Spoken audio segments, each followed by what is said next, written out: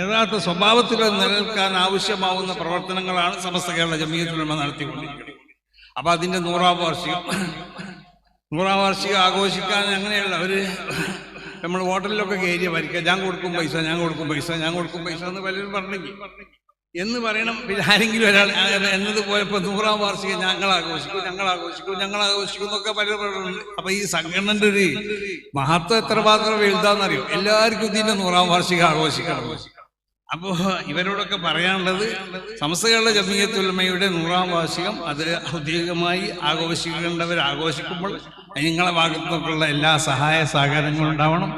ഇതിന് ഒരു ചരിത്ര സംഭവമാക്കി തീർക്കുന്നതിൽ വലിയ പങ്കുകളൊക്കെ വഹിക്കണം.